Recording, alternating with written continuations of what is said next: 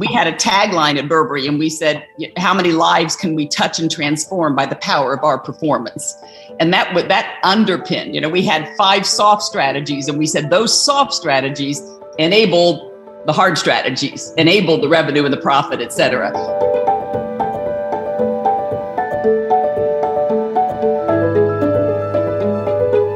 You are about to watch a video in which 5 incredible leaders share their leadership journey. And they'll give an honest reflection on their lessons learned, their personal purpose, but also the challenges they have tackled. And these conversations are snippets from longer conversations of 1 hour between those leaders and the founders of the IRG, the Institute for Real Growth. Central to these conversations is the topic of what we call humanized growth. And that has to do with the necessary transition that companies are making from a pure focus on shareholders and creating profit towards a multi-stakeholder approach, in which companies deliver value for consumers, colleagues, communities, and those capital markets, whereas the latter is more an outcome rather than the prime objective. Now, we all know that it takes leadership and courage to drive such a transition. You see, most companies have their noble purpose very well articulated. They have defined their North Star and it offers some guidance. But in the end, it is that courageous leadership that really drives cultures to change and that sparks and ignites the fire within organizations to drive that humanized growth. So that is why the next 20 minutes will be about exactly that. Leadership lessons from some of the world's greatest. The first one we're going to listen to is Angela Ahrendts. She is the former CEO of Burberry, where she was the CEO for 9 years. And after that, she became the Senior Vice President of Apple Retail. And she'll discuss the power of vulnerability in times of crisis. Next one up is Sanda Ojiambo, the CEO of the United Nations Global Compact. Now, this is an organization that helps thousands of companies all across the globe to deliver on their sustainable development goals defined by the United Nations. And she will be discussing and elaborating on her personal purpose and how it evolved over the years, but also how she connects that to the purpose of the organization. Next, we're going to listen to Lubomira Rochet. She is the former head of digital transformation at L'Oréal, a company that went through a massive transformation, and she will be discussing how she created a culture for that digital transformation, and she will also be explaining the concept of what she calls metabolizing change. Next one up is Lorraine Twohill. She is the CMO, the global CMO of Google, and she'll be describing how the organization empowers and engages everyone within the company, but in particular their leaders, on how to embrace diversity and deliver on the ambitions that the company has on diversity and inclusion. And finally, we're going to listen to Halla Tómasdóttir, who is a former presidential candidate of Iceland, but nowadays the CEO and chief catalyst of the B Team. You know, that organization that was founded by Richard Branson and some other leaders. And she will be discussing how she leads those leaders. Enjoy. In those first, 20 years, 20 odd years, what would be a highlight that comes to mind if you think of all these years? Wow.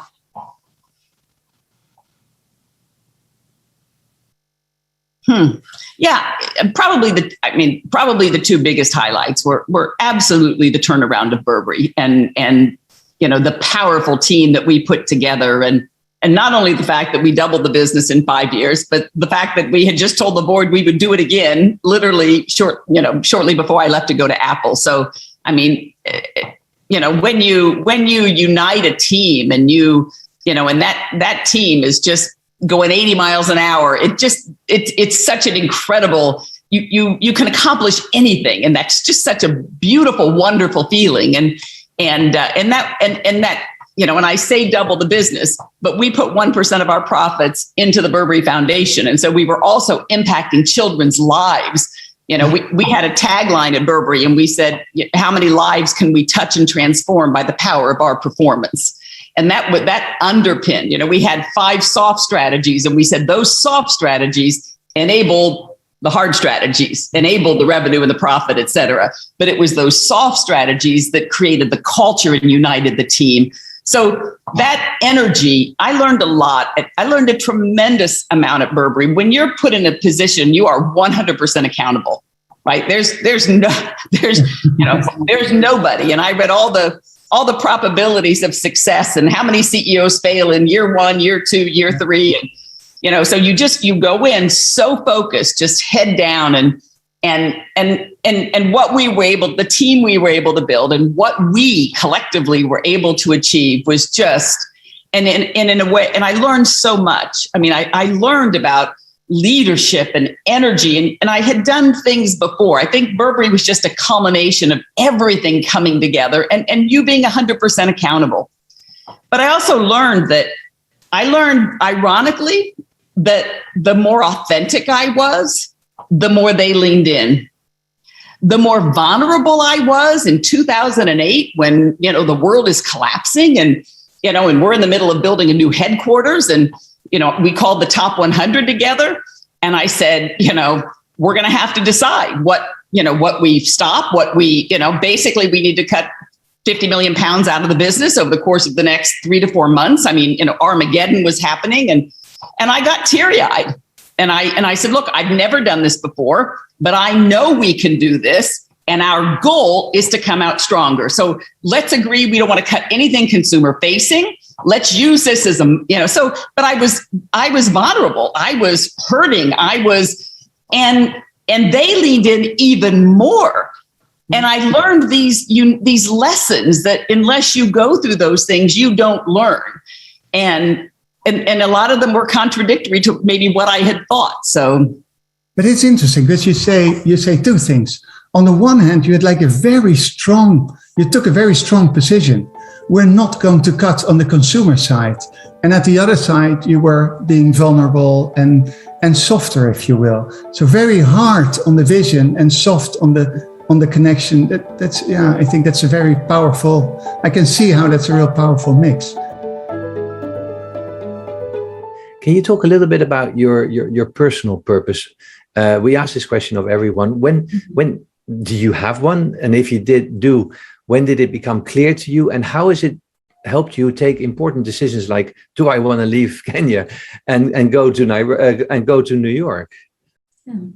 So first, on purpose, I over time have begun to appreciate that purpose isn't a final destination. I don't always believe that people have one clear purpose and it remains that in time. I think if anything, this period with the COVID pandemic has shown us that what one may perceive as purpose can change radically given the circumstances within which we operate. I was just reading a couple of weeks ago about, the phrase, the Great Resignation, and the fact that the reason why there's been so much mobility is because people actually realize that maybe in how we were before, this is what looked meaningful and purposeful to me. But now it's different. And I think I want to underpin one of the key learnings I hear, which is that difference comes from the opportunity to really look at the holistic person and say, actually, this is me. And we've had the unique opportunity to bring our personal and our professional lives together now more than ever in the last 2 years.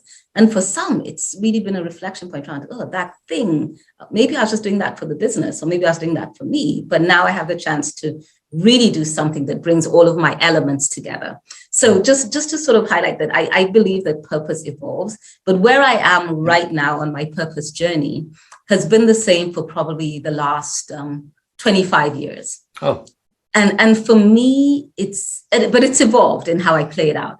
For me, it's always been around how can I use my skills, my experience, the platforms that I may find myself in, or the companies or the organizations, to look at how we address inequality. Mm. And I know that I will not have all of the solutions, but I'm very clear that there's resources at hand that we can use to tap into that, right? It's something that strikes me and comes from straight at home, where, again, I've said I come from Kenya, a country where there's immense wealth, but there's also immense lack of wealth and resources, and actually lack of choice and dignity. And that, I think, is what gets me the most. It's a lack of choice and it's a lack of dignity, because you don't always need cash money to have a dignified life. Choice, the ability to choose what you'd like to do, the ability to do it in a dignified way, I think is very important. And for me, that's been something that I've been constantly consumed about. So when I went to school, I studied economics because it was important for me to understand this distribution of wealth and what that plays out like. I then studied public policy because I thought I wanted to see, what are the frameworks in place that allow these systems to persist, through health systems, through education systems, through, fiscal systems, etc. And then when it came to looking for a job, I have to say, I did my graduate school here in the US, and my intention was to work in a policy think tank, and I couldn't get a job. So I sort of, looked around for 8 months and I just couldn't get my foot in the door. So I went back home and I started working in the field of development, which actually really was a great way to start. And so in playing out that purpose and that quest to see how I could contribute to addressing or solving inequality challenges, I actually did about, 10 years or so in the NGO sector, really from grassroots community work to more policy work, and then working Pan-African. And then I went into the corporate sector, as you said, which was more about how do companies shift their systems to address inequalities. And now here I am at the UN. So I see it all evolving. I've looked at the inequality challenge from different sectors. Mm-hmm. And right now, that's where I am. I want to apply myself, the environments in which I find myself and the platforms to see how we can create awareness about the fact that immense inequalities exist and see how we can solve them. In our leadership program, we talk about an open culture as a building block for driving sustained humanized growth. And the open culture, one of the key characteristics is that these cultures embrace more change, entrepreneurship, and innovation, exactly what you are describing. If I may, sometimes I compare it to the metabolism of an organism, of a body. What is interesting is the more you do, the fittest you are. And I think this capacity to metabolize change will be really the thing that will differentiate the companies in the future, because digital transformation has been this big moment, but today the digital or like tech-led, transformation is diffracting in many sub things. Yeah. And like the only thing that is business as usual is transformation today. And I think that really this capacity to metabolize change and to accelerate in the capacity to embrace faster and faster, not one, but several transformation at the same time, will be, I think, in the future, a key differentiator between successful and the companies and the others. Yeah, I couldn't agree more. And especially this whole almost making experimentation part of your DNA, just trying things and also allowing people to fail. So that's what we talk about in our program a lot, since it's mostly CMOs in the program. What can they do? And we talk about, creating fail boards and putting your own name on it just to show that it's okay to make mistakes. What would your recommendation be for CMO and other growth leaders to do or to foster exactly the kind of culture you're describing, you were just describing? So several ways of answering here. One is, if I refer to my experience in L'Oréal, one very interesting thing is that L'Oréal is a very strategically concentrated company, but very operationally decentralized company. Yeah. Yeah. And this is, I don't know if it's a good or bad thing. Well, I think it's a good thing, in fact, because at the end of the day,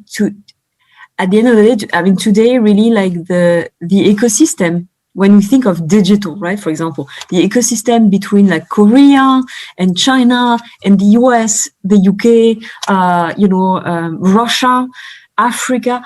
I mean, you can have some big global GAFA, people and platforms, but at the end of the day, the ecosystems, the behaviors, the way you shop in China is very different from the way you shop in France.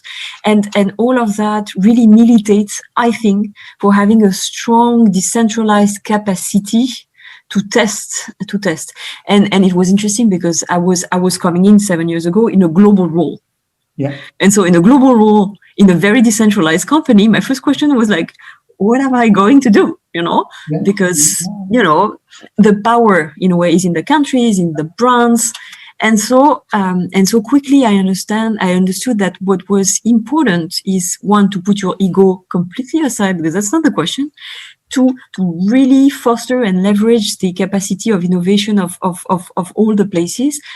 But, because there's a but here, if you do only that, you become a circus of test and learn and of POC, like proof of concept, and then you never scale anything.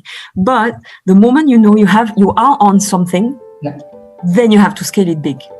And this is where this passage between like the test and learn approach and it's cool to the scaling is the most subtle and difficult one in big organizations like ours, I guess.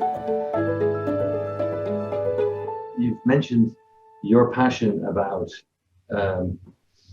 diversity, very specific to raising the opportunities for women, but I know your passion is broader. And diversity in our marketing ecosystem has thankfully become much more important over the last year.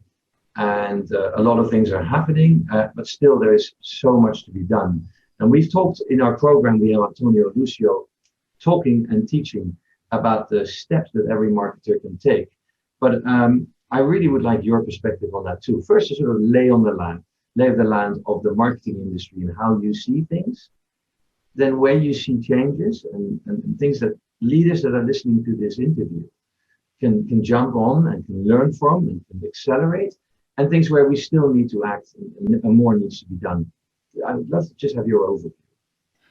It's a great question. Certainly the question of our time, I think, Mark, and the single biggest area where I think marketers can have tremendous impact. I think there's a lot of progress and there's a lot of talk. And I think everyone's moving now and everyone's learning and everyone's working out their approaches, their plans. I think that's really, really good. I think there's also a lot of sharing of ideas and learning. So myself and Antonio and Diego, we've spoken to, like we've all shared our different ideas and we've all collaborated in our thinking. And I think that's hugely important, because what I have learned in the sort of 5 or 6 past years where we've really looked at all forms of diversity is that it's a heavy lift. You have to really work out. There's a lot of learnings along the way. You have to really work out how to stay committed, how to build operational plans. It's not just one and done. You can't just announce something and the world changes. You have to actually daily live this. It's a daily commitment. It's forever work. And I think a big learning for me, I was always on my women's fight through all the years. It was just really moving to the US that I learned that the diversity is much more nuanced than that. And I learned a lot more about racial diversity and, age diversity and socioeconomic diversity and, thinking about people with disability, for example. And so we have a much broader definition of diversity now in my team than we probably had in the early days. And certainly leaning into race has been a huge focus for us in the last 5 years. And I think there's 3 areas where we're focused. I think that's where everyone should focus really. To me, it starts with my leaders and managers. So it's about leaders accountable for change. Like you have to hold your managers responsible. They are the ones who create the lived experiences for the folks in their team. They're the people responsible for human beings and their careers and their experiences. And so that's where it can go wrong. There's no point going out and hiring all the best people in the world. We were very focused on acquisition, on hiring. We have hired a tremendous amount of diverse talent. But if at the end of the day, their lived experience isn't what it should be, because you haven't landed them correctly and their manager doesn't get it, you've just then you've got to do all this hard work, you've convinced them to come, you've convinced them you care, and their lived experience isn't there. So for me, it starts with managers and leaders accountable for change. You've got to measure it. You've got to coach managers who don't get it. You have to make it part of promotion. We will not promote someone to a senior role in marketing if they have not proven that they actively care about DEI. So the evidence has to be there. And you have to have that accountability. To me, that's the training. We have mandatory training for all of our managers. We've invested in building extraordinary training out, and it's mandatory for all managers. And I've personally taken it a number of times, and it's really, really, really good. love how you said how you kept tuning it, but actually found that it was there all the time. You just hadn't specified it that clearly. And now you get the opportunity to lead an organization that some have described your role as the herder of lions. You mentioned a few names there, all of which I would be nervous. Of course, I would really love to be in a room with them, if I'm really honest. But, you don't tell these people likely what to do. And trying to bring more than one in a room is probably quite an experience. So what do you do at the B team? How does it work? Yeah, thanks for referencing that unofficial title that I believe I gave myself. I call myself a lion herder, and Jochen Seitz, the co-founder of the B team, regularly reminds me that we also have lionesses and that I'm one of them. But all joking aside, I have always, my whole life, suffered some of that imposter syndrome or imposter thoughts that I think so many of us know. I've never thought that I was worthy of many of the opportunities that I've taken on or had everything that it would take to take on the challenges I've taken on. And that was also true for this role. But I've also learned on this journey that almost everybody has those feelings. And when I did my first speech in front of Richard Branson and shared the imposter syndrome because the crowd was really dropping from their head to their heart, and I shared that I had struggled with that, he openly shared in front of everybody that that's been a part of his entire life, and he's the most successful entrepreneur in the world. So I like to just start there, that we are all human beings and suffer from a lot of the same challenges on the inside of ourselves and in the context we live in. But I am herding lions. These are really big personalities who've been hugely successful. They have big dreams and are very passionate and passionate about a lot of things. So one of the biggest challenges is, how do you get 30 people of that magnitude who actually, if they use their voice and vision collectively, can move mountains and change landscape? They actually can. So I saw the potential in that and took the role because of that. But how do you get them to be on one page? And so the first thing I did with them, Mark, was actually created around Mark Benioff's Ohana table at the top floor of the Salesforce building in 2018 when I joined as their CEO. We co-created the B Team Leadership Compass. And that compass has become the source of everything we've done, our strategy, what we do on the staff team, how we wrote our culture charter. It states our purpose to be in service of humanity's future. It states our principles to be sustainability, equality, and accountability. And it talks about the need for both courage and humility in pursuing that mission. So we have great clarity on what compass we are embracing, what that means and what we expect from our leaders. So I think the first thing you do when you have a group of people who are not aligned, and I would say this is pretty true for a lot of people in the world today, we have never been more divided, is you figure out our commonalities and what unites us, and you craft that moral compass or that inner compass that's going to guide your journey. That's where everything starts for me. And I really spent time figuring out what they care about. And that sits in the heart, not in the head. So I really do try to do a lot of things when I work with them to help them drop from their head to their hearts, to really talk about what they care about. And what I have discovered, not just with the B team leaders, but with humans in general, is that there's so much more common ground when we talk about what we care about than when we talk about and argue about the ways to get to a world that we care about, where we can breathe clean air, where we can enjoy nature, where we can eat food that doesn't kill us, where we can be healthy, earn a living, support our children, and see a bright future for them. I have yet to meet a human being that doesn't want that. All of those. But we argue about the way, how to get there. So, yeah, we do a lot of different things. I mean, I just want to say I gave them 2 words. I try to keep it simple. I gave them 2 words when I joined: courage and accountability. And I told them that we needed to become, first I said 5 times bolder on our quest, because the world really needs brave leadership now like never before. Now I'm saying 10 times bolder. I created accountability mechanisms to create a little bit of a peer pressure so that they actually get each other to unlock more courage by being together. I call it a community of courage and accountability.